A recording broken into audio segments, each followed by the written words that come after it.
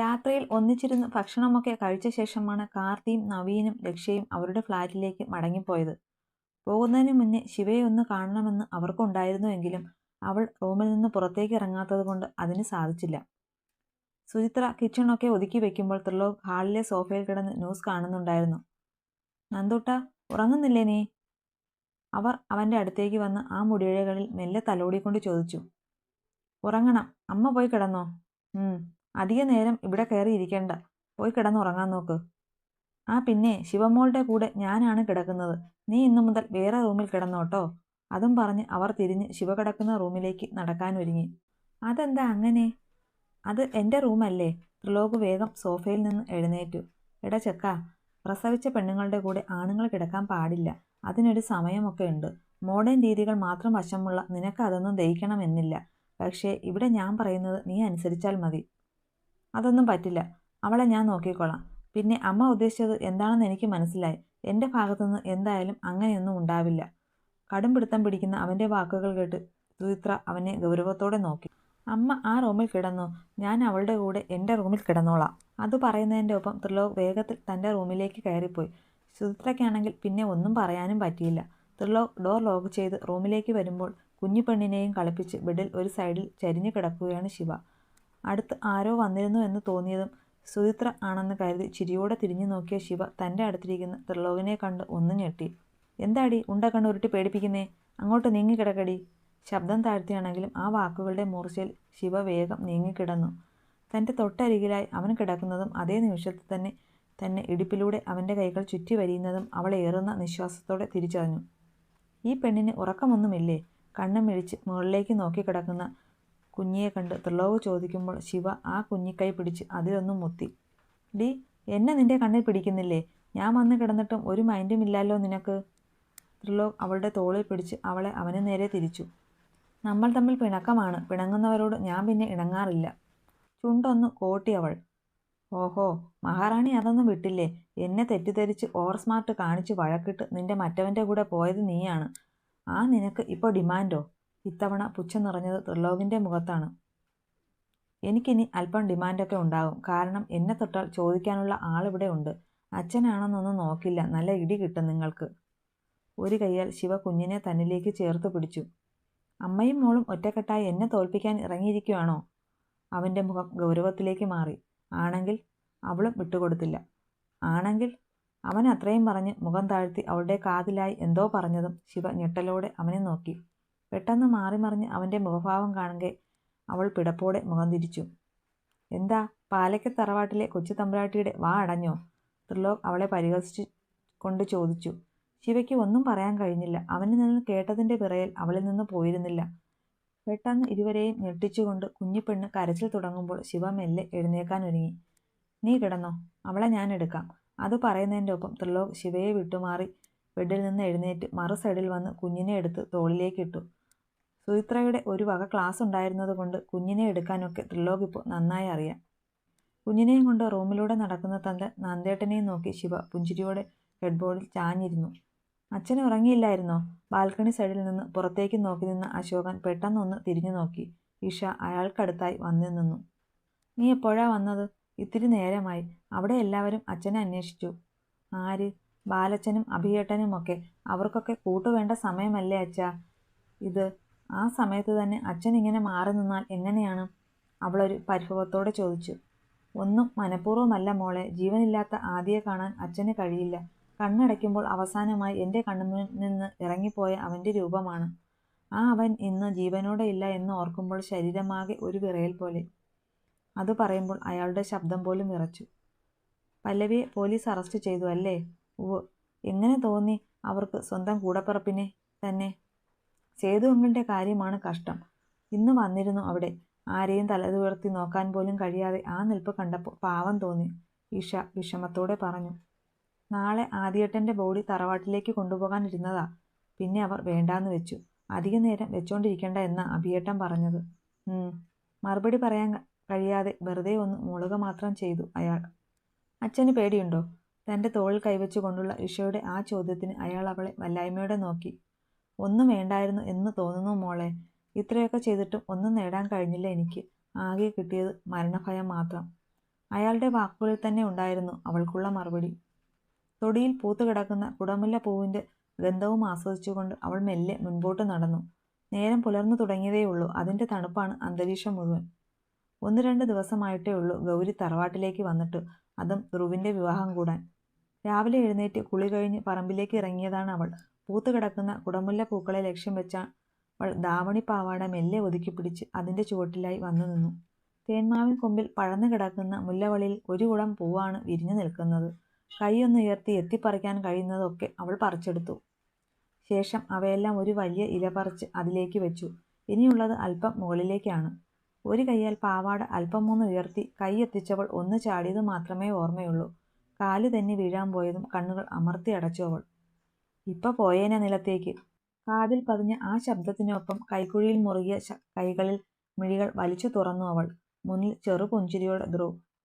Sorry, ഞാൻ ശ്രദ്ധിച്ചില്ല. തിരികെ ഒരു ചിരി സമ്മാനിച്ചുകൊണ്ട് അവൾ അല്പം പിന്നിലേക്ക് നീങ്ങി നിന്നു. തറവാട്ടിൽ വന്നതാ ഞാൻ. അപ്പോ മുത്തശ്ശിയാ പറഞ്ഞത് നീ ഇങ്ങോട്ടേക്ക് ഇറങ്ങിയെന്ന്. ഉവ്. ആകെ ബോറടിക്കണു. അതാ പിന്നെ അല്പമൊന്ന് നടക്കാമെന്ന് കരുതിയേ. ധ്രുവേട്ടൻ അമ്പലത്തിൽ പോയിട്ടുള്ള വരവാണോ? അവന്റെ നെറ്റിയിലെ ചന്ദനത്തിലേക്ക് നോട്ടമിട്ടുകൊണ്ട് അവൾ ചോദിച്ചു. ഓടോ, ക്ലാസ് ഇല്ലാത്ത ദിവസങ്ങളിൽ ഇതൊരു പതിവാണ്. എന്നാ വായോ, തറവാട്ടിലേക്ക് പോകാം. ഞാൻ രാവിലെ എഴുന്നേറ്റ് നല്ല ചൂട് ഇഡ്ഡലിയും സാമ്പാറും ചട്നിയും ഒക്കെ ഉണ്ടാക്കിയിട്ടുണ്ട്. കഴിച്ചിട്ട് പോകാം. ഗൗരി നിലത്ത് വെച്ചിരുന്ന പൂക്കളും എടുത്ത് മുന്നോട്ട് നടക്കുമ്പോൾ നേരിയ ചിരിയോടെ അവനും അവളെ അനുഗമിച്ചു. ധ്രുവും ഗൗരിയും തറവാട്ടിലെത്തുമ്പോൾ കാരണവർ രണ്ടാളും ഉമ്മറത്തെ ചാരുകസേരയിൽ ഇരിപ്പുണ്ടായിരുന്നു. ആഹാ, നീ അവളെയും കൂട്ടി ഇങ്ങ് പോന്നോ? അകത്തേക്ക് വരുന്ന ധ്രുവിനെ കണ്ട് സാവിത്രിയമ്മ ധ്രുവനോടായി ചോദിച്ചു. ധ്രുവേട്ടനല്ല മുത്തശ്ശി, ഞാനാണ് ഏട്ടനെ കൂട്ടി വന്നത്. എന്തായാലും ഇതുവരെ വന്നില്ലേ, എന്നാ പിന്നെ ഒന്നിച്ചിരുന്ന് കഴിക്കാം. അതെന്തായാലും നന്നായി. ഒറ്റയ്ക്കിരുന്ന് കഴിച്ച് ഞങ്ങളും ഒരു വഴിക്കായി. സാവിത്രിയമ്മ ചാരു കസേരയിൽ നിന്ന് എഴുന്നേറ്റുകൊണ്ട് പറഞ്ഞു. ശേഷം എല്ലാവരും ഒന്നിച്ച് അകത്തേക്ക് കയറി. ഡൈനിങ് ടേബിളിന് ചുറ്റും എല്ലാവരും ഒന്നിച്ചിരുന്നു. ഗൗരി തന്നെ എല്ലാവർക്കും വിളമ്പിക്കൊടുക്കുകയും ചെയ്തു. നീ പാചകമൊക്കെ പഠിച്ചോടി? മുൻപ് ഇതൊന്നും അറിയില്ലായിരുന്നല്ലോ. ഒരു കഷ്ണം ഇഡലി മുറിച്ചെടുത്ത് ആദ്യം സാമ്പാറിലും പിന്നെ ചട്നിയിലും മുക്കി വായിലേക്ക് വെച്ചുകൊണ്ട് ധ്രുവ് ചോദിച്ചു. അതിന് ഗൗരി ഒന്ന് പുഞ്ചിരിച്ചു. നിന്റെ ശിവമോൾ ഉണ്ടാക്കണത് പോലുണ്ട് അല്ലേ ശേഖരേട്ടാ? സാവിത്രി വിടർന്ന കണ്ണുകളോടെ പറയുമ്പോൾ വാര്യരും അതിനോട് യോജിക്കുന്ന പോലെ ഒന്ന് മൂളി. എന്നാൽ ശിവയുടെ പേര് കേട്ടപ്പോൾ ഗൗരി നോക്കിയത് ധ്രുവനെ ആയിരുന്നു. ചലിച്ചുകൊണ്ടിരുന്ന അവന്റെ വലങ്കൈ പെട്ടെന്നൊന്ന് നിലച്ചതായി തോന്നി അവൾക്ക്. ആ, നിങ്ങൾ അറിഞ്ഞില്ലാലോ, ശിവയും നന്ദൂട്ടനും നാളെ ഇവിടേക്ക് വരണുണ്ട്. സുജി എന്നെ വിളിച്ചിരുന്നു. കുട്ടിയുടെ പ്രസവരക്ഷയൊക്കെ ഇവിടെ വെച്ച് എടുക്കാന്ന അവരുടെ തീരുമാനം. സാവിത്രിയമ്മ ആവേശത്തോടെ പറഞ്ഞു. വാവയെ കണ്ടോ മുത്തശ്ശി? ഇല്ല കുട്ടി, ഇവിടുത്തെ ഫോണിൽ ആ കുന്ത്രാണ്ടമൊന്നും ഇല്ലാലോ. പിന്നെ നന്ദൂട്ടന്റെ തനി പാർപ്പാന്ന സുജി പറഞ്ഞത്. ഇത്തവണ ധ്രുവാണ് നോക്കിയത്, അതും ഗൗരിയെ. ആ മുഖത്ത് നോവിന്റെ യാതൊരു ലാഞ്ചനയുമില്ല എന്നവൻ അത്ഭുതത്തോടെ തിരിച്ചറിഞ്ഞു. മുകളിലത്തെ മുറികളൊക്കെ ഒന്ന് തുടച്ചിടണം. ബുദ്ധിമുട്ടാവോ കുട്ടി നിനക്ക്? സാവിത്രിയമ്മ ഗൗരിയോടായി ചോദിച്ചു. എനിക്കെന്തും ബുദ്ധിമുട്ട്? വേണ്ടതൊക്കെ ഞാൻ ചെയ്തോളാം മുത്തശ്ശി, അവൾ പുഞ്ചിരിയോടെ മറുപടി പറഞ്ഞു. നീ എന്താടാ ഒന്നും മിണ്ടാതെ ഇരിക്കണേ? നിന്റെ അനിയത്തി വരണ കാര്യമല്ലേ ഈ പറയണത്? അതോ ഇവിടെ നിന്ന് പോയപ്പോ അവളെ മറന്നോ നീ? ഒന്നും മിണ്ടാതെ ഇരിക്കുന്ന ധ്രുവിനെ കണ്ട് അവർ ചോദിക്കുമ്പോൾ അവനൊരു ഞെട്ടലോടെ അവരെ നോക്കി. നിന്റെ അനിയത്തി എന്ന സാവിത്രി അമ്മയുടെ വാക്കുകൾ വീണ്ടും വീണ്ടും അവന്റെ കാതിൽ മുഴങ്ങിക്കേട്ടു. വിവാഹത്തിന്റെ ഒരുക്കങ്ങളൊക്കെ കഴിയാറായോ ധ്രുവ? വാര്യർ കാര്യം മാറ്റാൻ എന്നോണം ചോദ്യം മാറ്റി. ഓ മുത്തശ്ശി, ഏതാണ്ട് കഴിയാറായി. ഇനി അധികം ദിവസമില്ലാലോ എല്ലാത്തിനും. ഞാൻ തന്നെ വേണ്ടേ? എന്താവശ്യമുണ്ടെങ്കിലും ചോദിക്കാൻ മടിക്കരുത് നീ. നിന്റെ കൊച്ചുമക്കളിൽ ഒരാൾ തന്നെയാ നീയും. ആ അധികാരം എന്നും നിനക്കുണ്ടാവും. വാര്യരുടെ ആ വാക്കുകളിൽ മനസ്സ് നിറഞ്ഞ പുഞ്ചിരിയായിരുന്നു അവന്റെ മറുപടി. സത്യം പറഞ്ഞാൽ നിക്കുള്ളിൽ ഒരു ആഗ്രഹമുണ്ടായിരുന്നു ഗൗരിമോളെ ധ്രുവൻ മോന് കൊടുക്കണമെന്ന്. പക്ഷേ സാവിത്രിയമ്മയിൽ നിന്ന് അപ്രതീക്ഷിതമായി ആ വാക്കുകൾ വന്നതും വല്ലാത്തൊരു ഞെട്ടലോടെ ധ്രുവും ഗൗരിയും പരസ്പരം നോക്കി. സാവിത്രി എന്താ പറയണതെന്ന് വല്ല ബോധവും ഉണ്ടോ നിനക്ക്? ദിവസങ്ങൾ കഴിഞ്ഞാൽ അവന്റെ വിവാഹമാണ്. ആ നേരത്താണോ ഈ വക വർത്തമാനമൊക്കെ? ഭാര്യ തന്റെ ഭാര്യയ്ക്ക് മേൽ ശബ്ദമുയർത്തുമ്പോൾ അവർ വല്ലായ്മയോടെ മുഖം താഴ്ത്തി. ഇനി ഈ വക സംസാരമൊന്നും വേണ്ട ഇവിടെ, മനസ്സിലായോ തനിക്ക്? ഉവ്. അതോടെ ആ സംസാരം അവിടെ നിലച്ചു. നീ എവിടെ പോയതാ? ഞാൻ വിളിച്ചിട്ടും ഫോൺ എടുത്തില്ല. രാവിലെ ആരോടും പറയാതെ എങ്ങോട്ടോ പോയതാണ് കാർത്തി. ഉറക്കമുണർന്ന നവീൻ അടുത്ത് കിടന്ന ആളെ കാണാതെ ഫോൺ വിളിച്ച് നോക്കിയെങ്കിലും കാർത്തി ഫോൺ എടുക്കുന്നുണ്ടായിരുന്നില്ല. ഞാനതു പിന്നെ. മറുപടി പറയാൻ കഴിയാതെ മാറി മറിയുന്ന അവന്റെ പരിഭ്രമത്തോടെയുള്ള മുഖം കണ്ട് നവീൻ അവനെ ഒന്ന് സൂക്ഷിച്ചു നോക്കി. സത്യം പറയ് കാർത്തി, നീ എന്താ എന്നോട് ഒളിക്കുന്നത്? എന്നോട് പോലും പറയാതെ നീ എങ്ങോട്ടാണ് പോയതെന്ന് എനിക്ക് അറിയണം. ഞാൻ ചാന്ദിനിയുടെ ബോഡി മറവ് ചെയ്ത ഇടം വരെ പോയതാണ്. നിന്നോട് പറഞ്ഞാൽ നീ സമ്മതിക്കില്ല എന്ന് എനിക്ക് തോന്നി. അതാ പറയാതെ ഇരുന്നത്. അത് കേട്ടതും നവീൻ്റെ മുഖം മാറി. കാർത്തി, നീ? അറിയാം നവി, അവൾ നമ്മുടെ നന്ദുവിനോടും ശിവയോടും ചെയ്തതൊക്കെ. പക്ഷേ ഇത്രയും നാൾ കൂടെ ഉണ്ടായിരുന്ന ഒരാളുടെ വിയോഗം എന്തുകൊണ്ടോ എനിക്ക് ഉൾക്കൊള്ളാൻ കഴിയാത്തതുപോലെ. അവസാനമായി എനിക്ക് അവളെ ഒന്ന് കാണണം എന്ന് തോന്നി. അത്രയും പറഞ്ഞ് മുഖം താഴ്ത്തിയിരിക്കുന്ന കാർത്തിയുടെ അടുത്തേക്ക് ഇരുന്ന് അവൻ്റെ തോളിലായി കൈ അമർത്തി നവീൻ. നിന്നെ എനിക്ക് മനസ്സിലാകും കാർത്തി. എന്തായാലും നീ അവിടേക്ക് പോയ വിവരം നന്ദുവിനോട് പറയണ്ട. അവൻ അറിയാതെ ഇരിക്കുന്നതാകും നല്ലത്. അതിന് മറുപടി പറയാതെ ആ മുഖത്തേക്ക് നോക്കിയിരുന്നു അവൻ. മതി മതി സെൻറ്റി അടിച്ചിരുന്നത്. പോയി ഫ്രഷ് ആയി വാ. എന്നിട്ട് എന്തെങ്കിലും കഴിച്ചിട്ട് ജൂനിയർ നന്ദുവിനെ കാണാൻ പോകേണ്ടതാണ്. കാർത്തിയെ ഉന്തിത്തള്ളി റൂമിലേക്ക് വിട്ട ശേഷം നവി കിച്ചണിലേക്ക് പോയി. ഈവനിങ് കൊണ്ടുപോകാനുള്ളതെല്ലാം പാക്ക് ചെയ്യുന്ന തിരക്കിലാണ് ഇവിടെ ശിവ.